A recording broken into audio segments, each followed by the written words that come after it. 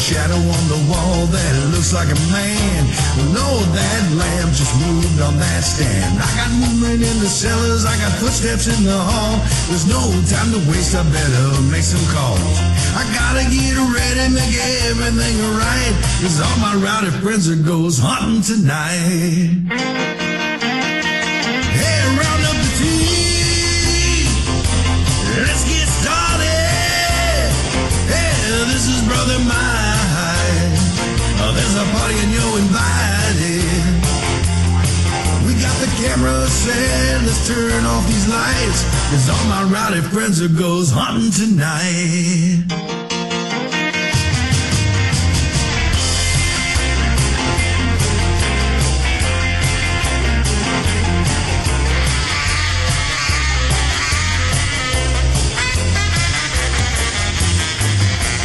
This old house has a long history. It should be real, real good for activity. And we got the house wired for sound and got motion alarms setting all around. Got a box full of batteries ready to go, and everyone's itching to start this show. Got our logo tees, driving black SUVs, and that one bald guy with a slick goatee. Hey, round up the team, let's get started. Hey, this is Brother Mike. Well, there's a party and you're invited.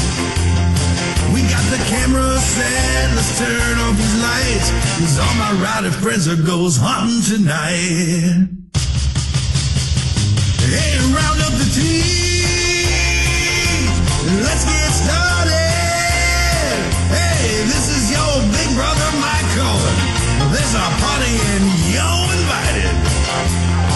We got the camera set, let's turn off these lights, 'cause all my rowdy friends are goes hunting tonight. That's right. Go get 'em, boys.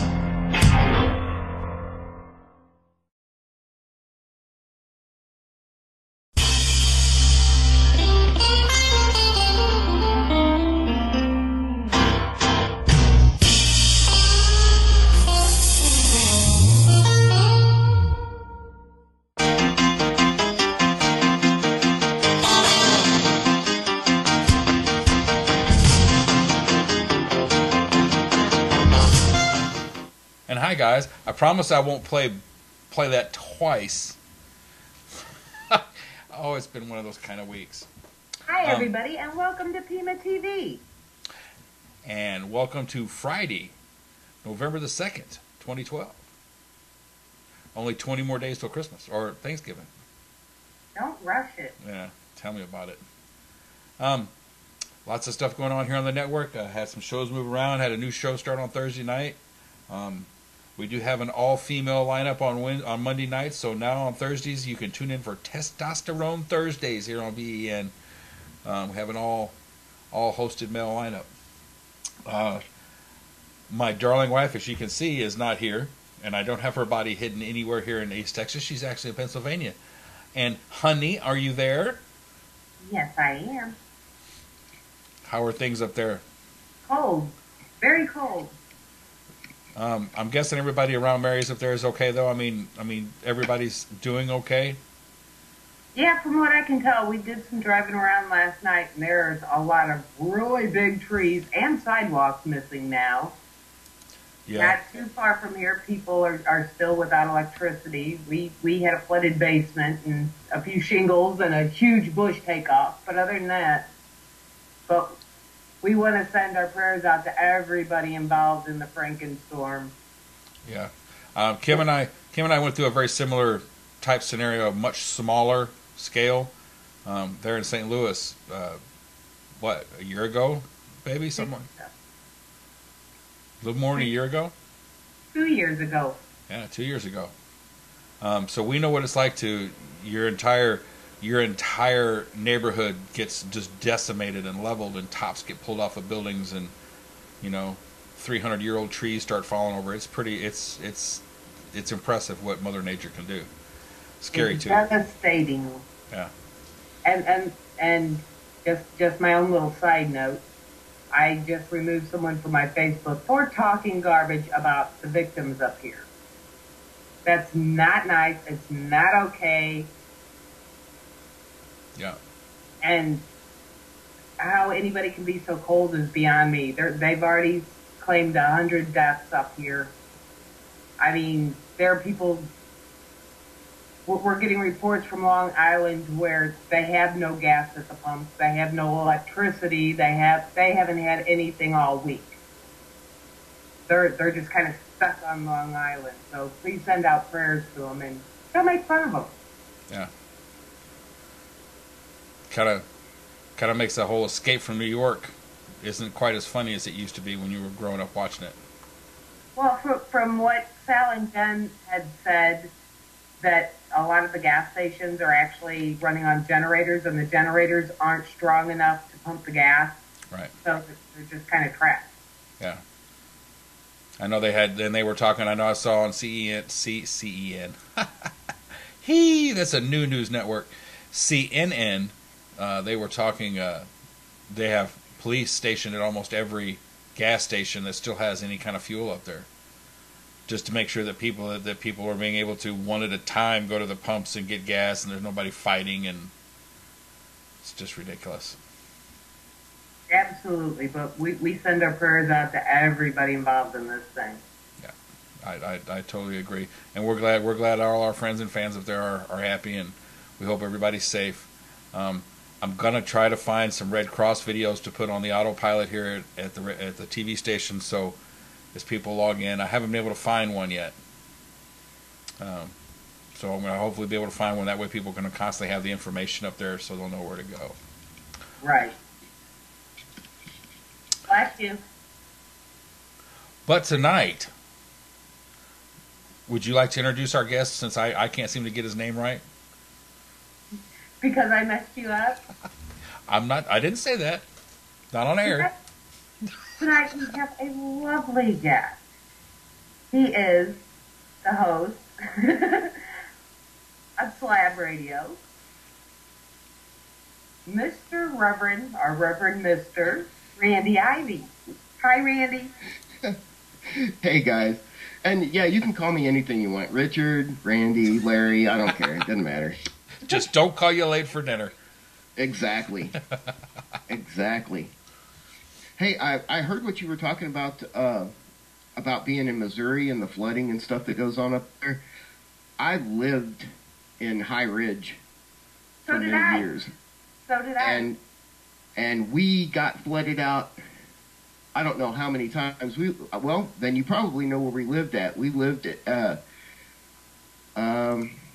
in the trailer park. It was, I don't remember the name of it. It was down at the bottom of the hill. There was a road that came out of High Ridge, and there was a big hill, and we lived in that trailer park that was down there at the bottom. Okay, I live behind Schnucks on Hillcrest at the top of the hill. Okay, I know right where that's at. My brother worked there. Actually, that's where he got his first job at. Yeah, I know right where that's at. We lived down that trailer park, and it seemed like every year, I don't know how many times, actually, that water came up right up to the frame of the trailer. We had a canoe underneath the trailer that we'd have to pull out to get to the end of the road. So, I'm familiar with what you were talking about. That's cool.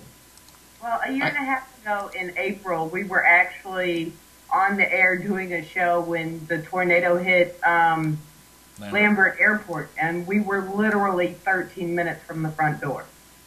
Wow. So it kind of hopped and jumped and skipped around our neighborhood like crazy. Houses were literally missing the second floor. Houses were gone. We completely lucked out. It had hit across the street and jumped to the house 2 doors down. Our power and everything went out because their shed flew through our wires. Yeah. Yeah, it's devastating. And people, I saw your post on Facebook when you were talking about somebody was making fun of these people. I don't understand why people do that. Obviously, they've never been through anything like that. Well, actually, Randy or Larry or Actually, you know, last night on Yakking with the Yeti, my first guest was Mr. John Tenney, and I don't know if you know John. John's great, very, very intellectual, very thought-provoking individual. And one of the things that we ended up talking about last night, and a point that I brought up, was there's going to be a lot of people in Louisiana that are not going to. They'll send their sympathies and they'll send help, but they're not going to be overflowing with stuff after what happened with Katrina. And I know it's a whole different presidential person, a whole different cabinet, whole different government than what was then there. But that's I'm not sure. I think I know the post that Kim was referring to on her Facebook post, and I'm not sure where that lady's from. Well, she said that she was in Hurricane Ike, but her comment was she was sick and tired of hearing all the Northerners whine and complain about what's going on up here because they had, when Ike hit there, they had deer in their freezer and they ate beans. Well, you know, different situations. But she was playing the whole Southern versus Northern card too, and that's just not right. People are people. And honey, I totally agree. The only reason I mentioned that is because that, to me, those would be the only people that would have any room to be able to say anything. Because I was supposed to go there, and I actually went there a year later, and it was still devastated down there. I mean, it's bad. It's still bad down in New Orleans. It's not nearly quite the shining jewel it used to be. Well, you would think anybody going through anything like this, would be sympathetic. Similar, worse or less, would have a little compassion and understanding, not just attack like she did. I totally understand. I am not in any way condoning it. I'm just saying that's going to be the only people that would say that anybody could back up. Anybody else is just being a tool. Yeah. But cool, you lived in High Ridge. Oh, what was that? I said, cool, you lived in High Ridge. We probably ran into each other 100,000 times. Probably. It's quite possible. High Ridge isn't that big. No, it's not. And my daughter went to Little Brennan. Yep, my brothers did too. So yeah, that's cool. Where you're at, or we're at. Actually, it was kind of neat. I lived on Ivy Gate Road, which, you know, being an Ivy, you couldn't get any better than that. Right. Oh man. Well, yeah, guys. We were talking before the show. I'm kind of a little out of it because of I got a sinus infection, and it blew up one of my eardrums, so it's kind of got me off. So I'm not completely on my game tonight. So you'll have to forgive me. Oh, that's okay. We'll forgive you this time. We'll forgive you. All right, good. Okay.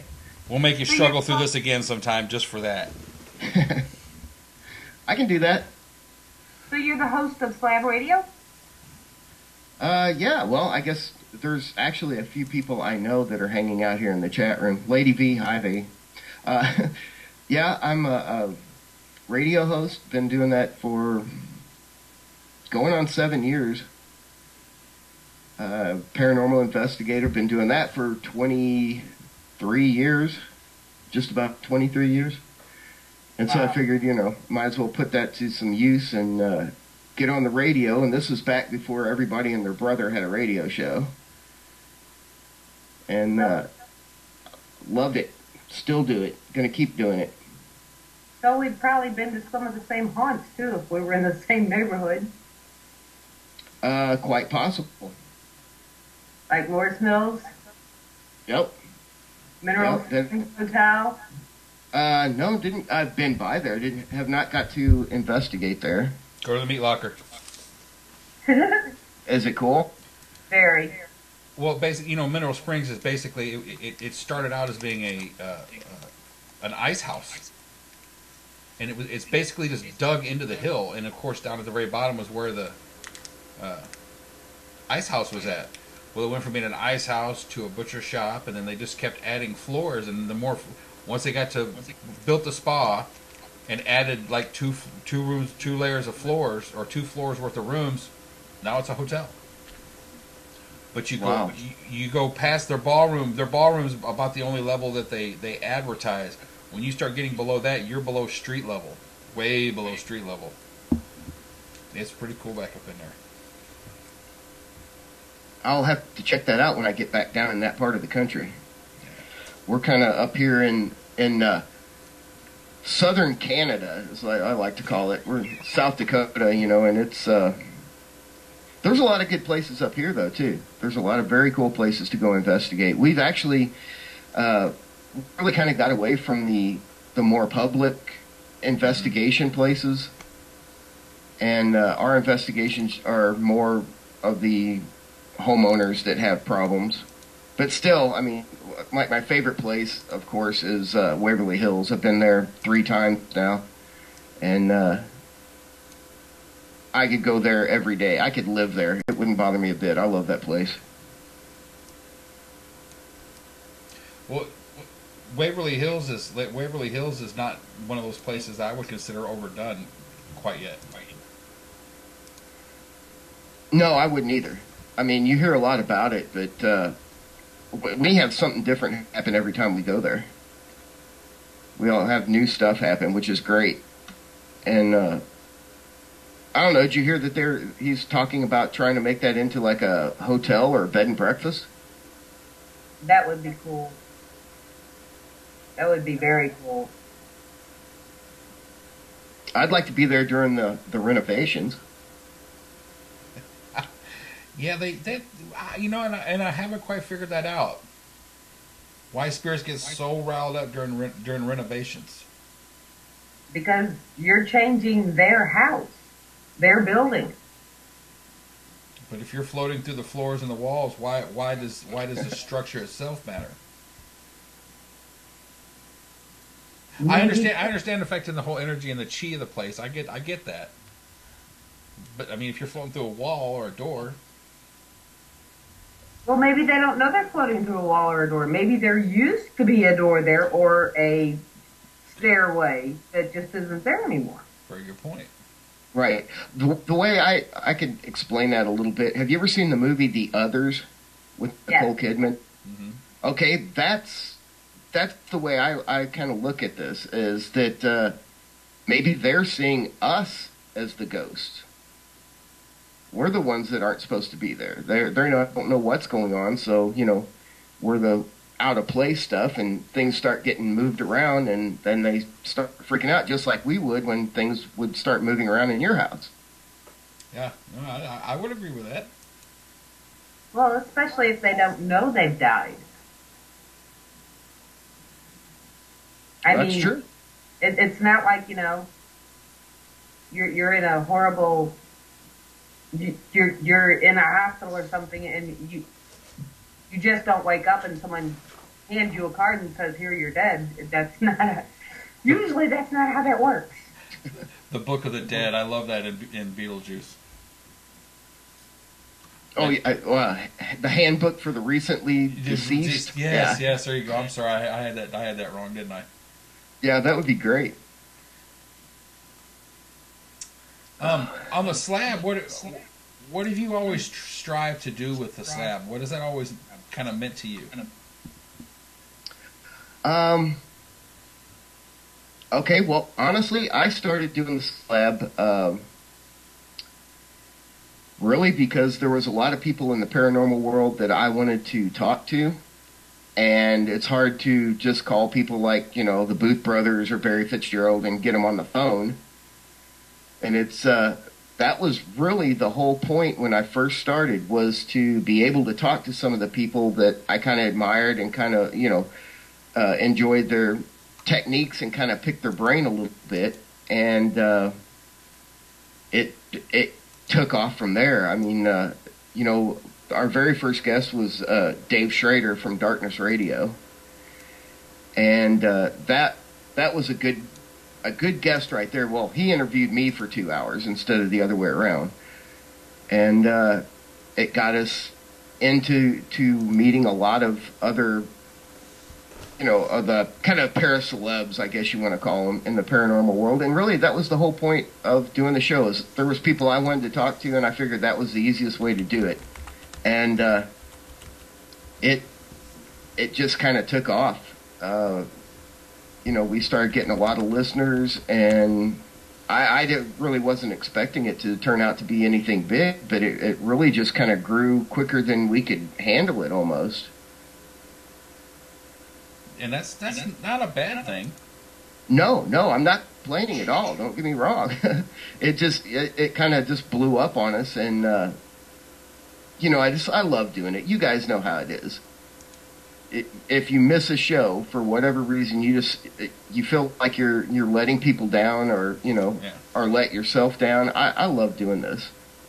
I love the interviews, like you guys. I like coming and interviewing and just talking to people and meeting new people in the paranormal world. And really, that's kind of what we did. Over the first couple of years, we had all these big name guests. I got to talk to all the people that I really wanted to talk to. Like I said, Barry Fitzgerald, the Booth brothers have been on the show, I don't know, a dozen times. Christopher Booth has been on a bunch. Got to talk to Alexandra Holzer and Rosemary Guiley and all these people. And it was great. And now we've kind of expanded and started bringing other people in. We were, we had like celebrities on too that weren't paranormal. But now we're kind of exploring, how do I put this? A lot of the paranormal, the para-celebs are kind of getting burnt out because there are so many programs now, and there's, you can go listen to the Booth Brothers every night of the week on some radio show or the other. So now we're kind of getting to where we're letting kind of some of the newer people that are coming up in this, well, I don't like to call it an industry. I don't know, industry, hobby, whatever you want, the science. Addiction would be a good word. Addiction is a great word. Yep, and we're trying to bring those and give them a little exposure and, kind of trying to pick their brains, because there's a lot of people. This whole paranormal community has grown just, tenfold every year, it seems like. There's just hundreds and hundreds of new groups coming out, and we just try to get a little bit of everybody on there now. Yeah, and we kind of started out with smaller groups. Our thing was to give people a voice who don't normally have one. So we like to bring in teams from around the country, different areas, different locations. That way you get to hear more than just the standard Waverly Hills, the Stanley Hotel. You get to hear about the little places in other small towns. Right. Or the groups and people that are doing the, I'm not going to say the backbone of the work, but they are doing good work. That might not ever get the recognition or the ability to get their ideas or their philosophies out. And their philosophies are just as valid as anybody else's in our book. Right. Oh, yeah, I agree with you. We have about 3 months a year to where we have a lot of the, as you said, para-celebs on. And we've gotten to know quite a few of them. But we still like to go back and grab smaller teams just from random places. Places you've never heard of, Cotton Joe, Alabama, or wherever. Right. Because they have the same stories, just different locations, and the location's fascinating. And Randy, I think you'll agree it's a huge learning experience for us that host these type of shows, because we're the first one whose horizons get expanded doing this, because we get to see all these many different facets of this diamond, I guess you could say.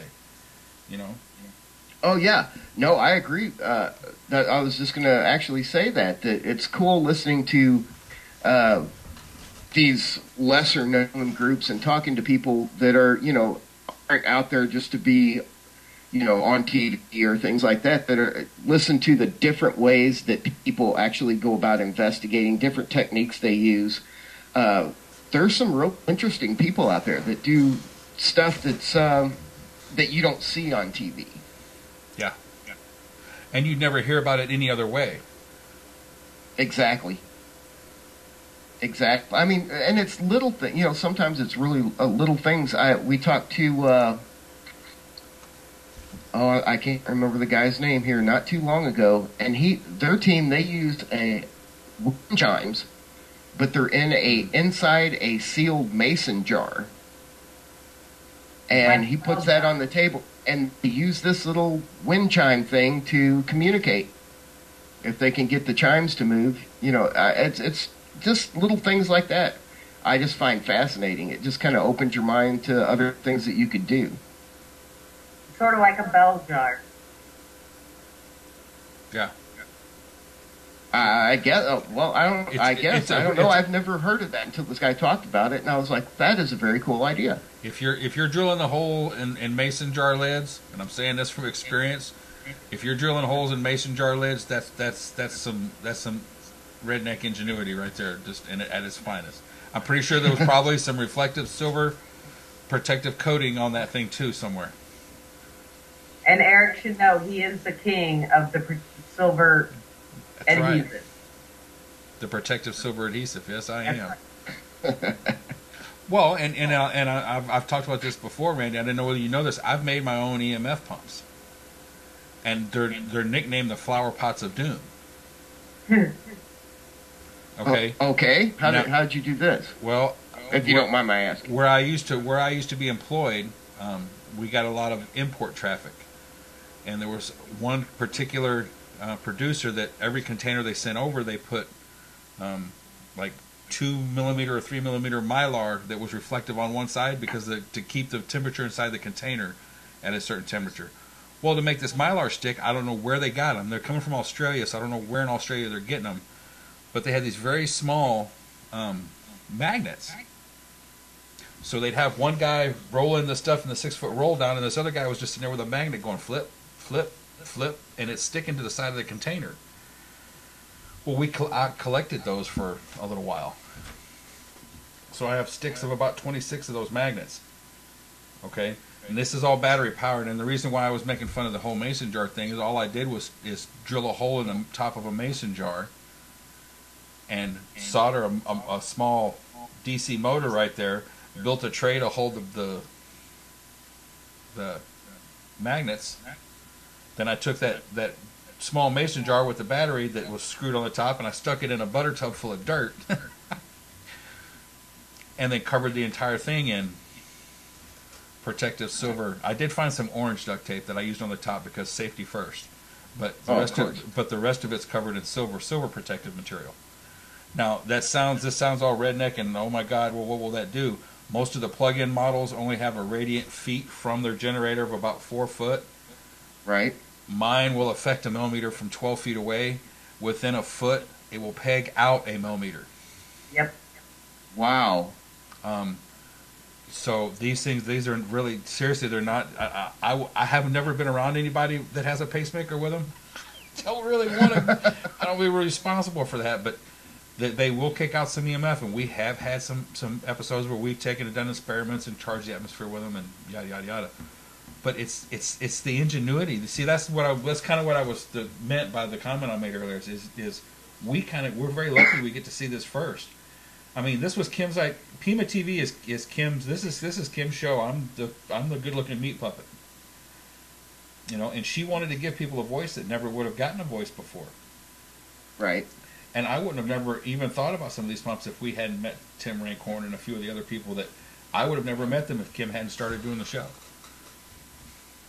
So yeah, I am good for something. I got something. Yeah, I'm just going to be quiet on that one. But yeah, I mean it's funny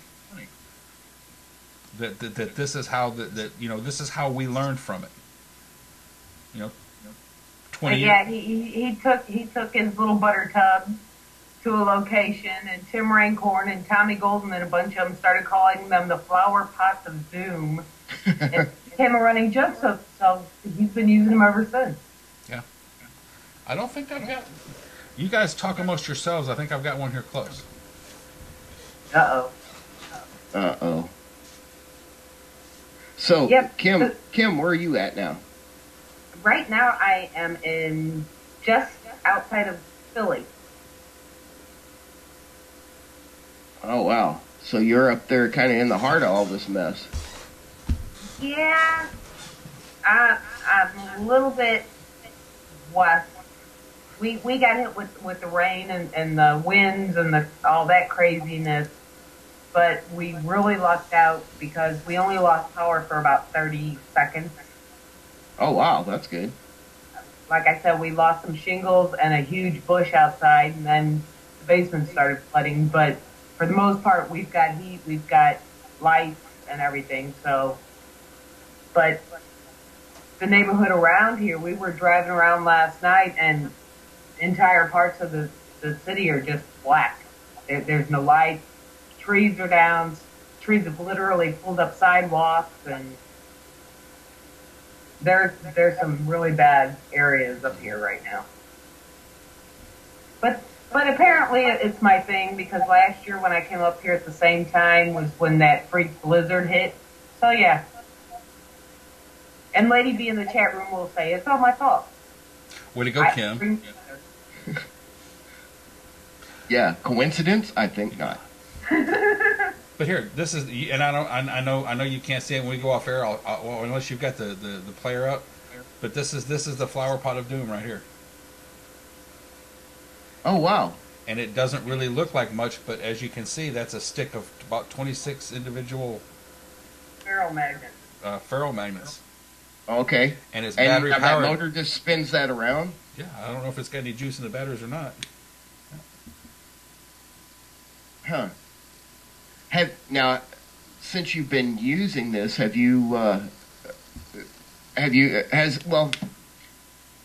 hope I haven't got cancer. Yeah, yeah, I hope not. Well, no, I mean, I'm serious. When you go back, if you go back and watch our show on the archive, you'll see on our intro there's a video, a small video, like 25 seconds of a millimeter, and you'll see that millimeter cycling up and cycling down. And what it is I used to have 3 of these. Only have 2 left now. One got damaged in our move. But it's 2 of them that were set within, I think, 6 feet of each other on the floor. The millimeter was 3 foot up in the air on top of what used to be an electric chair. So if you can imagine, this is set up like this. That video of that stuff cycling is the video of that millimeter cycling fields between these two pumps. So this can do some stuff. So I'm hoping I haven't hurt nobody or hurt myself being around them as much as I have. But yes, we've had some interesting results. Well, I think the most interesting was with Tommy Golden and Nikki from Third Eye. Yeah. Because Tommy and Nikki are like the sweetest people, and as soon as he turned those things off, they became really ugly. I mean, stuff coming out of their mouths, and their attitudes changed, and everything. It was crazy. Yeah. We even at OSPH down in the basement, we even ran 2. We had all 3 of my pumps going and an ion cannon going for an hour. And when we came back and went in there's a couple of things. This basement was not filthy, but it was dusty. What we figured out was when you charge the atmosphere with all those negative ions, all the dust settles. You don't get any orbs floating across your video. You don't get things just floating around, because the atmosphere is actually heavy enough to settle all that. But it's the effects that has on the investigators is what we found just absolutely fascinating. Tommy, I'm pretty sure everybody knows this. Tommy is also an amputee. He's just right below his knee on one leg. When he went down there, one of the first things he commented on is my leg doesn't hurt, because he still experiences the ghost pains, that kind of thing. One of the first things he said is my leg doesn't hurt, and I feel freaking happy as hell. And there were several other people that through the night, as they went through that atmosphere that we had charged up like that, they felt the same way. And as soon as they left, or as soon as those pumps quit running, because they are battery powered, and what happens is the batteries physically heat up. They don't run out of energy, but they heat up to where they're not sending out enough amperage anymore to run the motor, and they shut off. But when they shut off, everybody's attitude and personality just changed just like that. You know? Wow. And so See, I don't use a lot of equipment like that. I never really kind of have. Do you think that, things like the ion cannons and the EMF pumps and things like that, do they really make a difference as far as investigating? I'm kind of from the old school, I guess. A lot of the stuff I I was almost said grew up with, but I guess grew up in the paranormal community with was a lot of Hans Holzer stuff. Mm-hmm. So I know that the TV has kind of influenced a lot of people as to, you have to be doing investigations at night with the lights out and all that. And I've never really followed that. I mean, I like investigating at night, but we don't use a lot of equipment. I do use a millimeter. We use a millimeter, a digital recorder, a video camera, and a still camera. I mean, that's pretty much our thing right there. I mean, we could take a DVR system, but I kind of like the more... Well, I don't know. I've just never had an investigation where we've used all this technical stuff. Well, go ahead. What we did is, like the one time we had a complete weekend of research. But we did it from both sides. We did it from the totally techie side back to the metaphysical and the old school side. I'm a dowser. I am the biggest tech tart in the world, and I'll be the first to admit it. Eric, on the other hand, is the technical side. So we use both sides.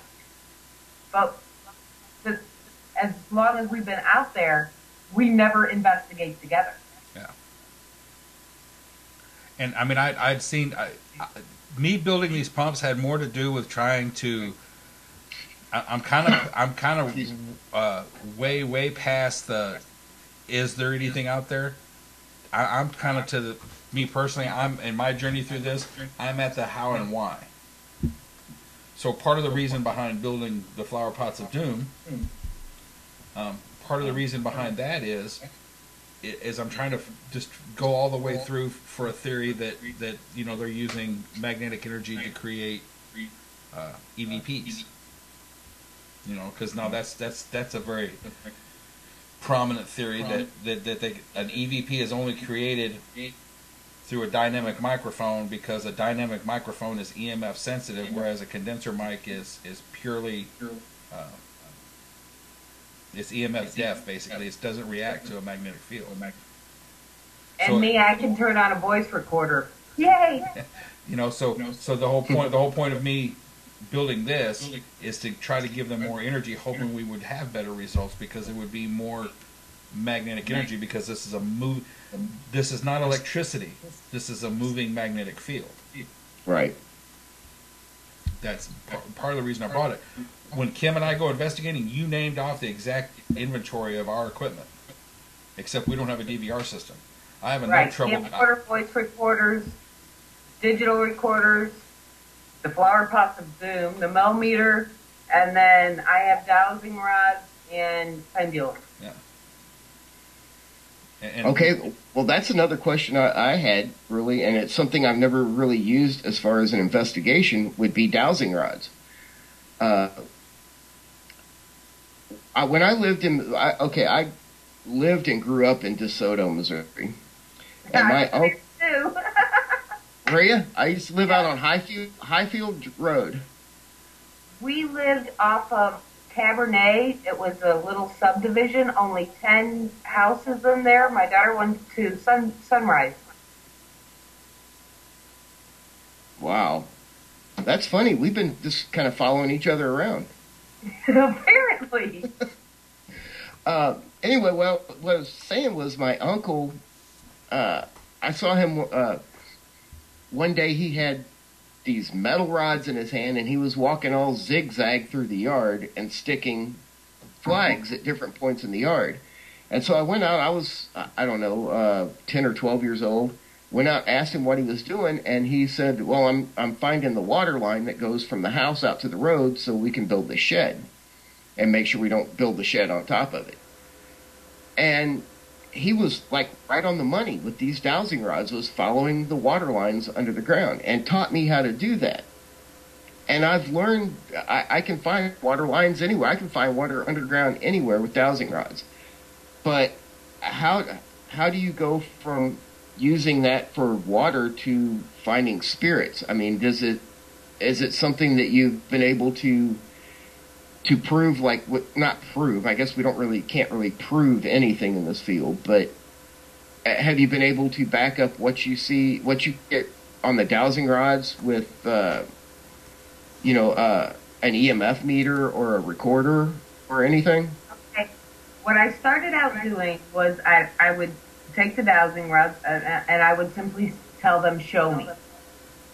And wherever they finally crossed is where I would lay down a static voice recorder. And about 88% of the time, we would pick up some EVP from just leaving the recorder set. And then I decided I was going to try an experiment. And we've done this 3 times so far.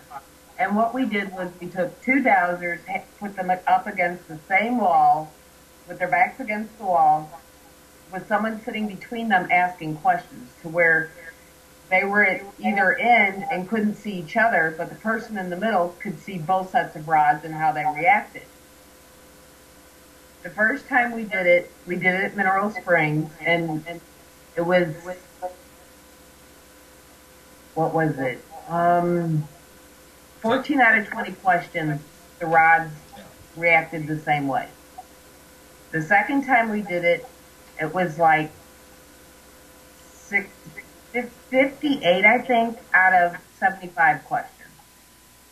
The last time we did it at OSPH, and Tommy Golden was with us filming, and he was asking the questions, and he knew this event that had happened down in the ER that none of us knew about.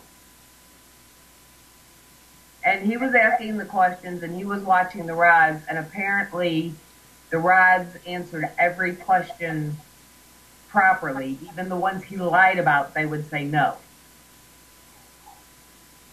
And he said it was 100% on that particular test. Wow. And basically, if you think about it, Randy, the dowsing rods, that's just old school EMF.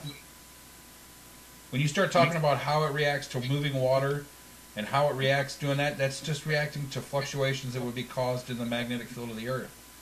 And that's all they're reacting to. I mean, it's I'm not going to say it's the same thing as a millimeter, but it just doesn't have any flashing lights or an antenna. And it can't tell you what temperature it is. Although if you touch a dowsing rod and it's cold, it's probably cold there. And if it's warm, it's probably warm in there. But I'm just saying, that's what dowsing, it always has been. It's just old school EMF. Well, right. my thing was, everybody kept saying, well, you're doing it. Well, if you have 2 people with a third person monitoring, making sure neither can see each other, and they're asking all the questions, then the results are not necessarily us doing. Especially if we're not asking the questions, we don't know the answers. We can't see the other person, so it's not like we're forcing them to move the same way. So I started with these little experiments. Right. Well, I have a set in my case that we carry around with us. I've just never had much experience using them as far as paranormal investigations go. So it's kind of something we're kind of experimenting with. Yeah, that's the whole point. Is to be open-minded and be willing to try things. You know, that's something we try to strive to teach people and show them on our show. Is just try it for yourself. Don't believe it because I say it or because Kim. Well, if Kim says it, you can believe it because it's on the internet. Yeah, and everything's believable on the internet. Bonjour. Well, I mean, not a lot of people say, well, I never get EVP, or I never get the photo, or I never feel anything. It's the same with rods. It's the same with a lot of equipment. I mean, certain people, different pieces of equipment work better for. Maybe they've played with it longer, they've worked with it, they've studied it, whatever. But it's no different from a voice recorder and EVPs than it is dowsing rods. It just depends on the person. And Randy, I'm pretty sure you've probably interviewed this gentleman. Have you ever talked to the Reverend Tim Shaw? Oh, yeah. Yeah, I know Tim. Tim made it. We interviewed him on PEMA TV one night, and Tim made, actually, because he is a master dowser, Kim pretty much picked his brain that night. And like Tim said that night, you know, there's a lot of people that say you can discount everything that happens with dowsing rods because it's micromuscular movements that you're doing yourself, whether you mean to or not. You don't necessarily mean to it. Your subconscious is doing it, and you can get into this whole long-winded scientific explanation of how it's absolutely positively nothing. What Tim said is, and this is from his learning from other master dowsers and just the sheer amount of time that he's done it, he says he's of the opinion that it's channeling. You're actually channeling, but you're not allowing them to channel through your entire body. You're basically allowing them to take you from the elbows down. And yes, it is micromuscular. He says he doesn't argue that fact. It is the micromuscular movements of your hand, but it's not you causing those movements. Well, I guess that makes sense. I mean, I know that dowsing works as far as, like I said, as far as finding water and things like that. I know it does. I've done it many, many times.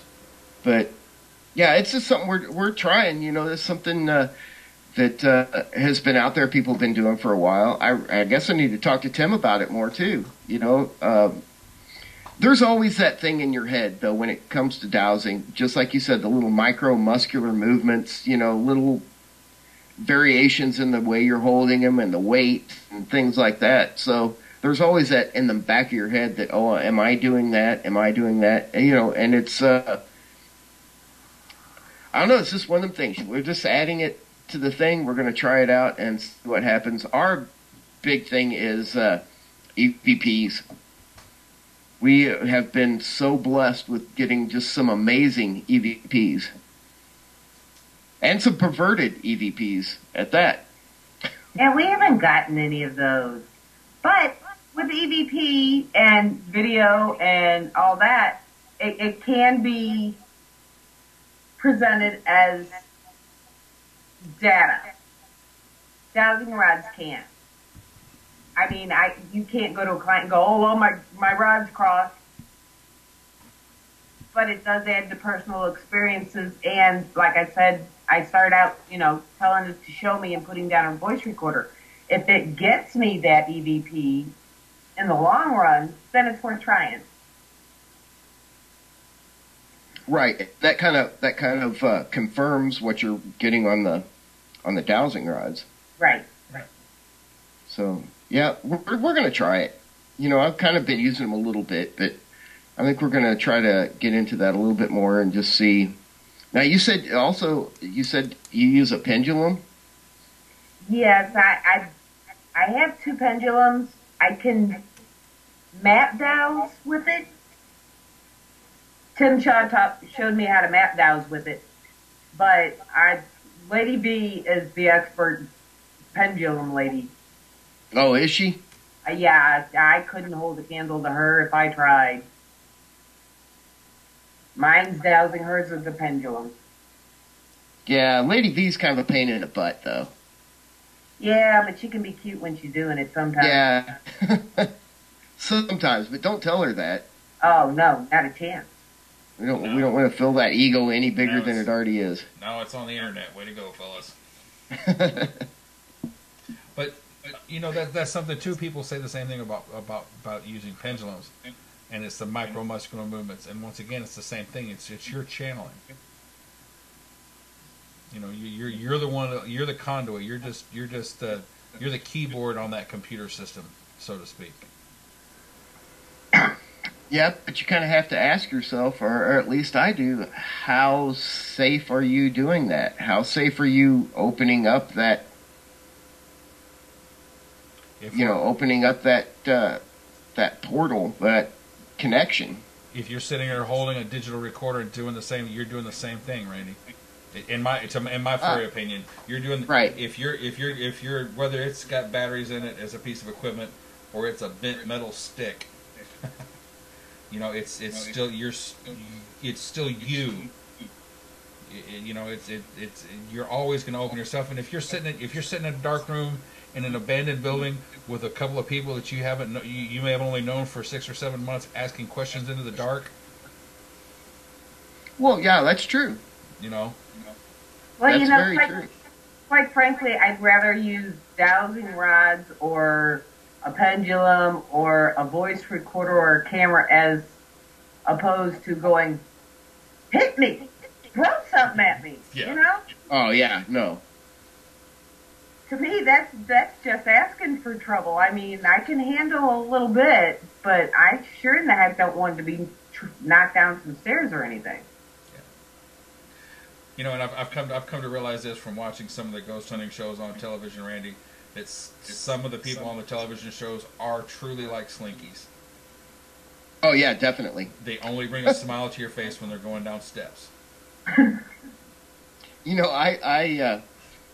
We don't watch TV personally. We haven't had a TV in almost 4 years. We just don't watch TV. It was a little experiment we were trying to run, and it worked out great. But we do watch kind of the paranormal shows. We get them on DVD or watch them on the internet. I watch them just for the pure. I mean, they are entertaining. You have to admit that. Even if I don't agree with just about everything they do on them, but God, they are entertaining. Some of these people are just they're just too much. I mean, you can tell it's really just all about the ratings.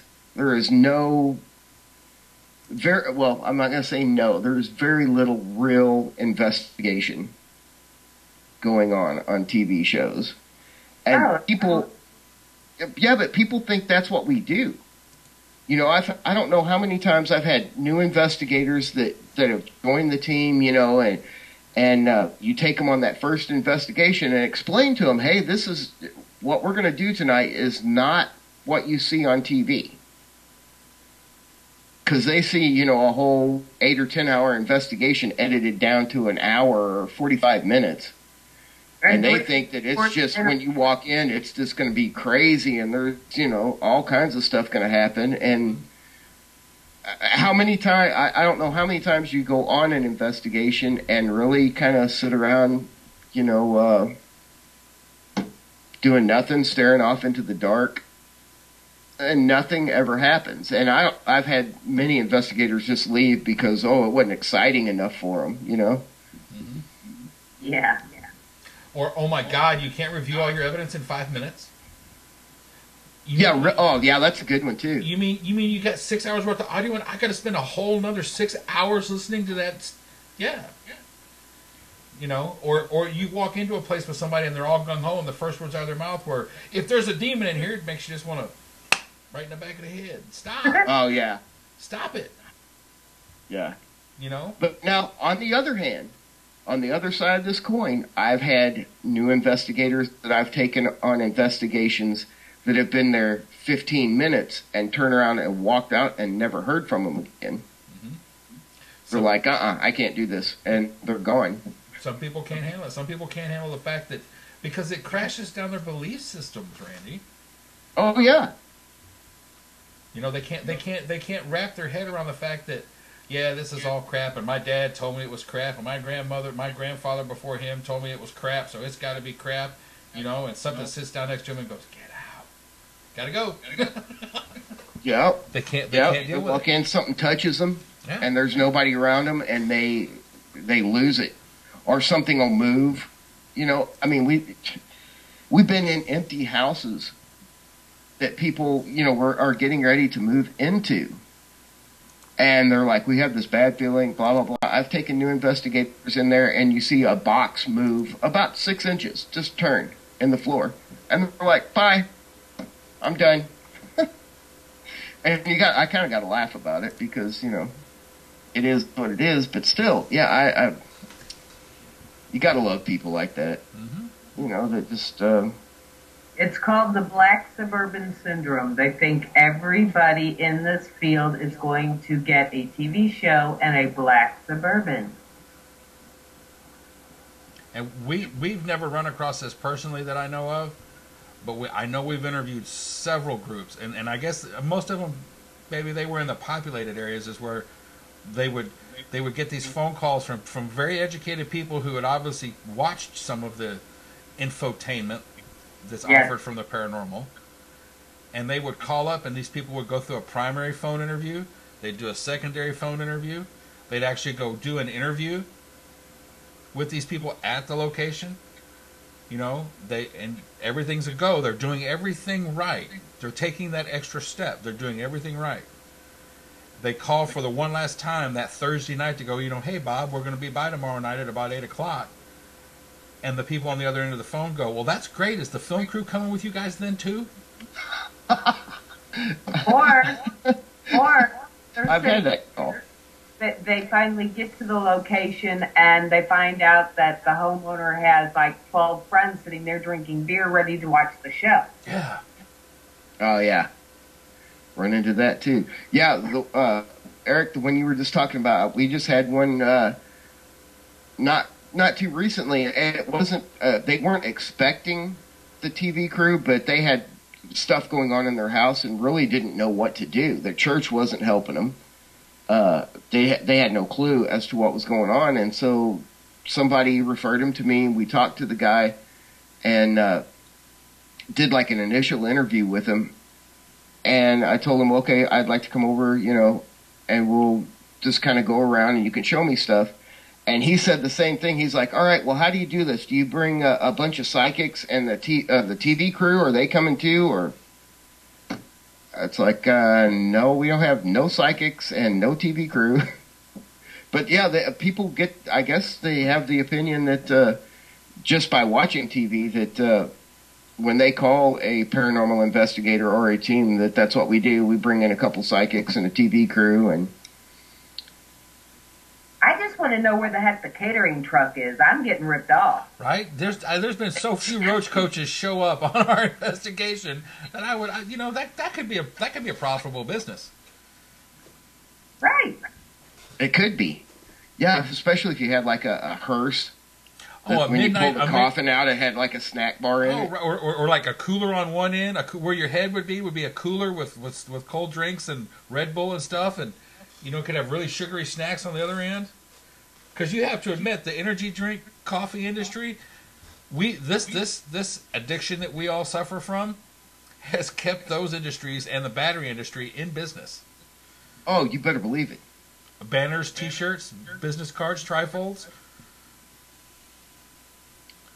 Yeah, especially the coffee.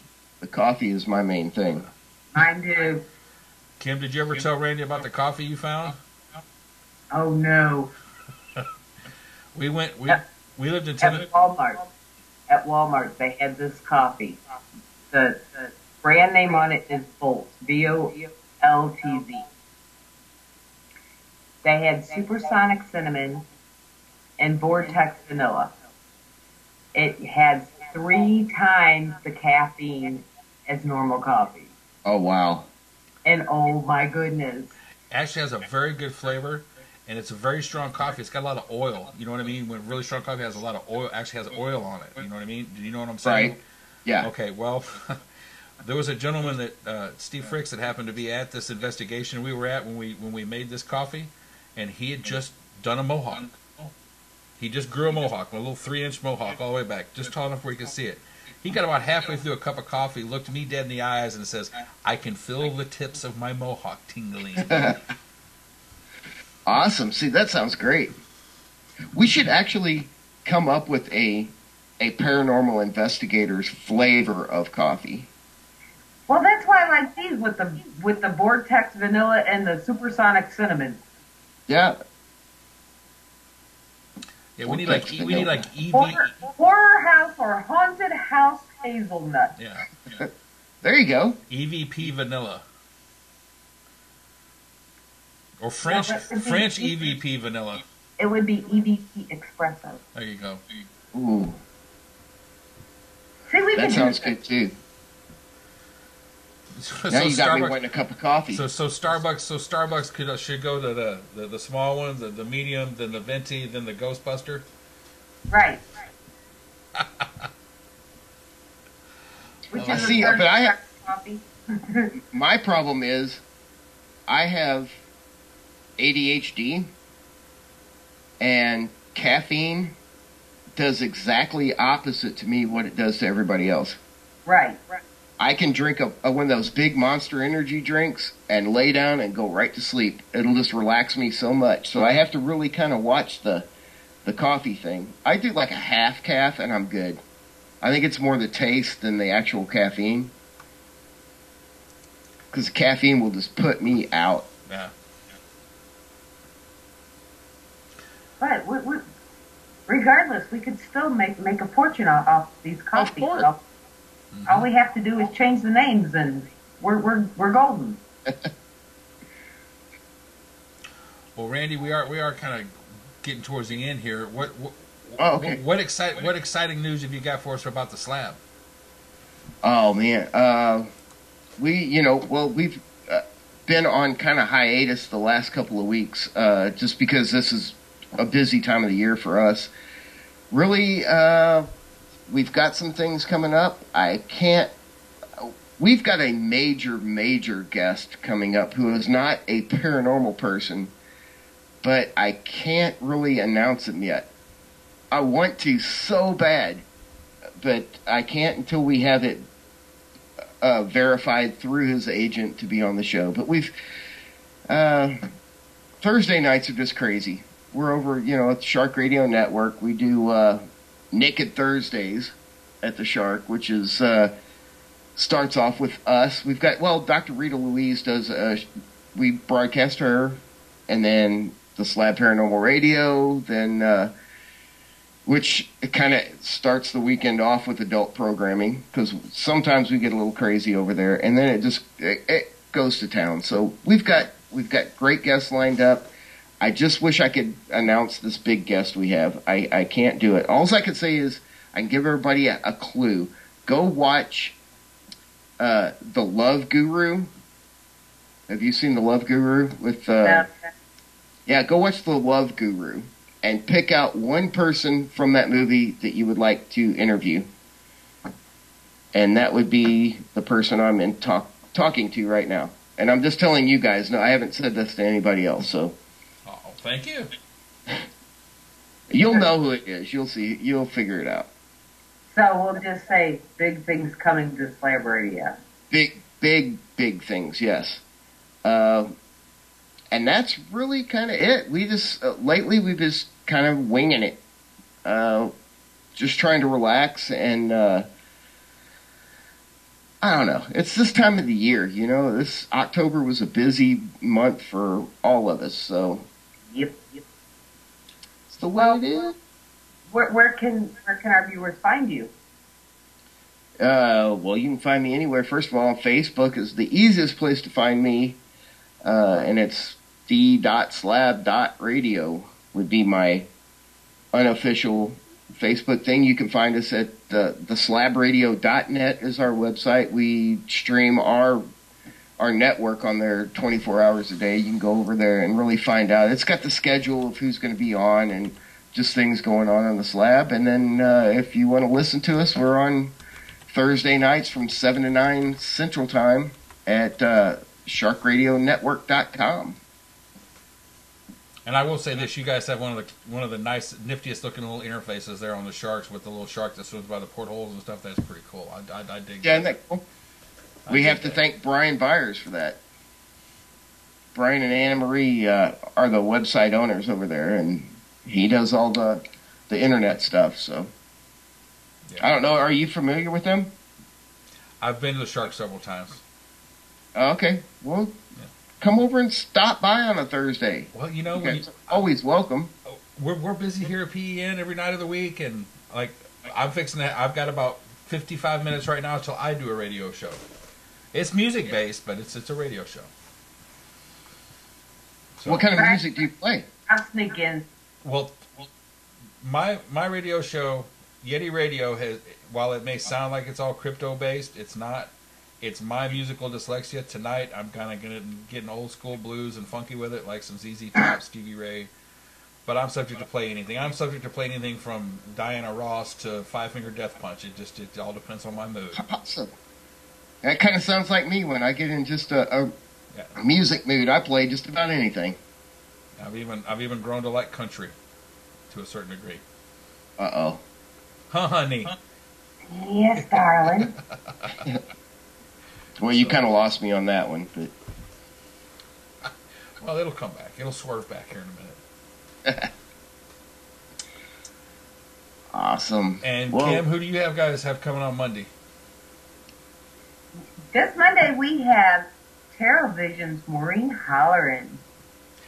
And speaking of, and that's on Just Saying, which is at 8 o'clock. That is on Just Saying, which is at 8 p.m. Eastern Time. That's right. On Mondays, we are the first of 3 different shows of the Mistresses of Mondays. Yep. Right after the girls on Monday is Driven by Destiny and Followed by Fate with Marie Fourier.